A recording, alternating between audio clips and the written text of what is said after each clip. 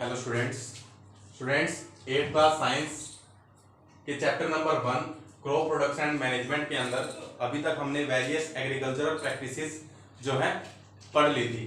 और आज की हमारी जो एग्रीकल्चरल प्रैक्टिस है वो है हार्वेस्टिंग, जो कि सेकंड लास्ट हमारी प्रोसेस है, प्रैक्टिस है जो एक फार्मर परफॉर्म करता है। हार्वेस्टिंग क्या है? ये सबसे मेन पार्ट है जो है कटाई का।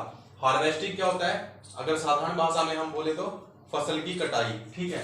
तो फसल की कटाई जो है यानी कि हार्वेस्टिंग वो है मेन पार्ट है, मेन प्रैक्टिस है एग्रीकल्चर की, ठीक है। इस पे क्या होता है? Basically the process of cutting and gathering of crops, यानी कि फसल को काटना और इकट्ठा करना, उस प्रोसेस को बोला जाता है harvesting. The process of cutting and gathering of crops is called harvesting, यानी कि फसल को काट के उसको इकट्ठा करने की प्रोसेस को बोला जाता है हार्वेस्टिंग, ठीक है। जो सीरियल क्रॉप्स होती है हमारी, जो अनाज होते हैं, उनमें क्या होता है? Harvesting is followed by threshing. Harvesting के जस्ट बाद हमें थ्रेसिंग करनी होती है। अब जानेंगे थ्रेसिंग क्या होता है, ठीक है। हार्वेस्टिंग बेसिकली क्या हो गया? हमने फसल की कटाई की और उसको, जो हमारी फसल है उसको इकट्ठा कर लिया, उसको बोला गया harvesting. And after in cereal crops, यानी कि अनाज में के जो फसल है उनके अंदर हमें क्या करना होता है? कटाई के बाद उनको इकट्ठा करने के बाद थ्रेसिंग करनी होती है। थ्रेसिंग क्या होती है? The process of separating grain seeds from the chaff is called threshing, ठीक है। यानी कि वो प्रोसेस जिसके द्वारा हम क्या करते हैं? अनाज के दानों को, उसके जो बाहरी आवरण जिसके अंदर वो होते हैं, ठीक है, उनसे, चाफ से अलग करने की प्रोसेस को बोला जाता है थ्रेसिंग, ठीक है। तो थ्रेसिंग की आवश्यकता किनके अंदर होती है? सीरियल क्रॉप्स के अंदर, अनाज की जो फसलें हैं, क्योंकि अनाज को हमें क्या करना होता है? अनाज के दाने को बाहर निकालना होता है, बाहरी आवरण जिसकी हमें आवश्यकता नहीं होती, उस प्रोसेस को बोला जाएगा थ्रेसिंग, ठीक है। थ्रेसिंग की जो प्रोसेस है वो कई बार जो छोटे लेवल पे, जो छोटे किसान होते हैं, जिनके पास जमीन कम होती है और मतलब अपने परिवार के पालन पोषण के लिए ही सिर्फ खेती करते हैं छोटे लेवल पे, तो वो क्या करते हैं? अपनी लेबर का जो पैसे बचाने के लिए वो खुद ही क्या करते हैं? थ्रेसिंग करते हैं। कैसे वो करते हैं? जो ग्रेन सीड्स हैं उनको चाफ से अलग करने के लिए उनको हवा में, तेज हवा के अंदर क्या करते हैं? उसको जो है विनोई करते हैं। विनोई कैसे? उसको ऊपर थोड़ी ऊंचाई से नीचे धरती पर फेंका जाता है, उसको ऊपर से थोड़ा थोड़ा करके छोड़ा जाता है किसी कंटेनर के अंदर रख के, और उसको हवा के, चलती हुई हवा के अंदर उसको थोड़ी ऊंचाई से नीचे ड्रॉप किया जाता है। और ड्रॉप करते टाइम क्या होगा? जो अनाज है वो सीधा नीचे गिरेगा, और जो उसका अंदर का जो ऊपर का जो वेस्ट मटेरियल जिसकी हमें आवश्यकता नहीं है, बाहरी आवरण है जिसकी हमें आवश्यकता नहीं, वो हवा में उड़ के थोड़ा आगे जाके गिरेगा। इस प्रकार से वो क्या कर लेंगे? अनाज को अलग कर लेंगे, और इस प्रोसेस को बोला जाएगा विनोइंग, ठीक है। The small farmers separate grain seeds, यानी कि छोटे किसान जो ग्रेन सीड्स हैं, अनाज के दाने हैं, उनको अलग करते हैं फ्रॉम चाफ, चाफ से, by dropping the harvested crop, यानी कि कटाई के बाद जो फसल उनके पास है उसको ऊपर से on the ground from A height, एक हाइट से नीचे फेंकते हैं वो, by the use of blowing wind, ठीक है, चलती हुई हवा में। तो ये प्रोसेस होती है विनोइंग की, ठीक है। ये दो पार्ट हैं, सब पार्ट है हार्वेस्टिंग के। हार्वेस्टिंग क्या होगी? फसल की कटाई और फसल को इकट्ठा करना।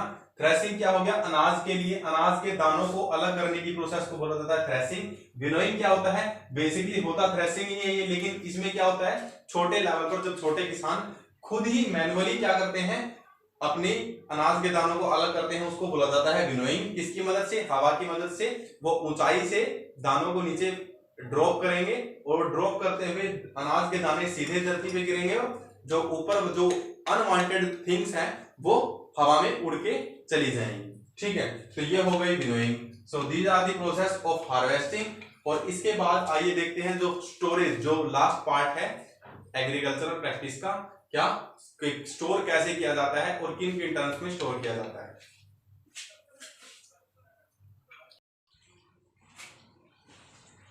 सो स्टूडेंट्स, हमारी जो लास्ट एग्रीकल्चरल प्रैक्टिस होती है वो क्या होती है? स्टोरेज, यानी कि जब हम फसल को अच्छी तरह से पककर तैयार है और उसको काट लिया गया है, तो फिर क्या आती है बारी? उसको स्टोर करने की। ताकि इसको अच्छे लंबे समय तक प्रोटेक्ट किया जा सके, सेफली रखा जा सके, ठीक है, उसको बोलते हैं storage. The harvested crops need to be stored carefully. क्यों सावधानी से उसको स्टोर किया जाना जरूरी है? ताकि वो लंबे समय तक यूज की जा सके। इसको दो वे में स्टोर किया जाता है, एक ड्राई स्टोरेज और एक कोल्ड स्टोरेज, ठीक है। देखते हैं क्या होता है। ड्राई स्टोरेज क्या होता है? It is the method used to store non perishable food materials. Non perishable food materials कौन से होते हैं? नष्ट होने वाले, जल्दी से नष्ट हो, जो नष्ट नहीं होते, ठीक है। पेरिसेबल होता है नष्ट हो जाने वाले, और नॉन पेरिसेबल क्या होगा? जो जल्दी नष्ट ना हो, ठीक है, यानी कि जो खराब नहीं होते। जैसे ग्रेन्स होते हैं, अनाज जो हमारा होता है, जैसे गेहूं जो है और चावल क्या होते हैं, काफी लंबे समय तक सही रहते हैं ना, वो खराब नहीं होते काफी लंबे टाइम तक। तो वो किसके अंदर आते हैं? ड्राई स्टोरेज के अंदर उनको स्टोर किया जाता है। ड्राई स्टोरेज के अंदर कैसे? उनको क्या किया जाता है? पहले तो अच्छे से सुखाया जाता है सनलाइट के अंदर। अच्छे से सुखाने के बाद उनको सिंपली बैग्स और या मेटलिक बिन्स के अंदर क्या कर लिया जाता है? स्टोर कर लिया जाता है। सिंपल जो बैग्स होते हैं, ठीक है, उनके अंदर उनको क्या कर लिया जाता है? स्टोर कर लिया जाता है, ताकि वो लंबे समय तक चले, क्योंकि वो क्या होते हैं? काफी टाइम तक खराब नहीं होते। तो ये तो उनका सिंपल तरीका है बिल्कुल स्टोर ड्राई को, वो जो हमारे ग्रेन्स है, नॉन पेरिसेबल फूड मटेरियल्स है, उनको क्या करने का? स्टोर करने का। कोल्ड स्टोरेज क्या होती है? ये उनके लिए होती है, it is the method used to store perishable food materials. Perishable कौन से होते हैं? जो नष्ट हो जाते हैं जल्दी। जैसे हमारी वेजिटेबल्स हैं, फ्रूट्स हैं, ये क्या होते हैं? अगर इनको ऐसे ही खुले में रख दिया जाए, थोड़े टाइम के बाद क्या हो जाएंगे? खराब हो जाएंगे। तो इनको क्या होता है?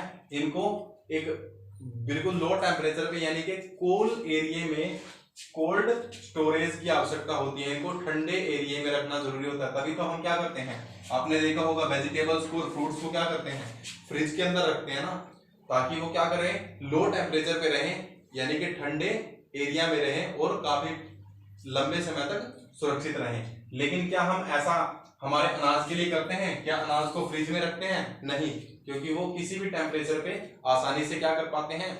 रिटेन कर पाते हैं अपने आप को लंबे टाइम तक, ठीक है। तो ये हो गया एक ड्राई स्टोरेज। ड्राई स्टोरेज किसके लिए? जो नॉन पेरिसेबल है, जल्दी खराब नहीं होते, उनके लिए ड्राई स्टोरेज। और कोल्ड स्टोरेज किनके लिए? जो जल्दी खराब होने वाली क्रॉप्स हैं हमारी, या जल्दी खराब होने वाले जो हमारा फूड है, जैसे वेजिटेबल्स या फ्रूट्स, ठीक है। अब लास्ट टॉपिक आता है हमारा फूड फ्रॉम एनिमल्स। हमें एनिमल से कौन कौन से फूड मिलते हैं, ये बस एक बार देखना है, क्योंकि ये सब हमें पता है कि जो हमारी गायें हैं, काउज और बफेलोज, वो हमें क्या देती हैं? मिल्क देती हैं। तो ये हमें किससे प्राप्त हो रहा है? एनिमल से प्राप्त हो रहा है। डक्स जो हैं, हैंस जो हैं, वो क्या देती हैं? अंडे देती हैं। तो एग्स भी हम किन से ले रहे हैं? एनिमल से ले रहे हैं। उसके बाद हनी भी हमें किन से मिल रहा है? एनिमल से ही। हनी बीज जो मधुमक्खियां होती हैं उनसे। और फिश, मछली, गोट और हैन, ये क्या होते हैं? इनसे मीट भी बनता है, जो मांसाहारी लोग खाते हैं, ठीक है। तो ये सभी फूड आइटम्स जो हैं, हम किन से प्राप्त कर रहे हैं? एनिमल्स से। इसलिए हम फूड के लिए एनिमल्स के ऊपर भी डिपेंड है, क्योंकि उनसे हमें मिल्क मिलता है, एग्स मिलते हैं, हनी मिलता है, मीट मिलता है। ये सब चीजें किनसे मिलती है? एनिमल से मिलते हैं। और बच्चों, जब हम एक लार्ज स्केल पर डोमेस्टिकेट करते हैं किनको? एनिमल्स को, यानी कि domestication of animals is called eight a large scale is called animal husbandry. Animal husbandry बोला जाता है उसको, जब हम क्या करते हैं? काफी ज्यादा अमाउंट में क्या करते हैं? एनिमल्स को क्या करते हैं? डोमेस्टिकेशन करते हैं उनका, यानी कि घर पे पालते हैं उनको। क्या करने के लिए? उनसे in order to get milk, eggs और हनी, मीट, कुछ भी प्राप्त करने के लिए उनसे जब हम उनको एक अपने घर पे क्या करते हैं? उनको पालते हैं, उसको बोला जाता है एनिमल हस्बेंड्री, ठीक है। और ये वेरियस टाइप्स में होती है। जैसे एपीकल्चर क्या होता है? मधुमक्खियों को पालने की प्रोसेस को मधुमक्खियों को पालने को बोला जाता है एपीकल्चर, ठीक है। जैसे पोल्ट्री फार्मिंग होती है।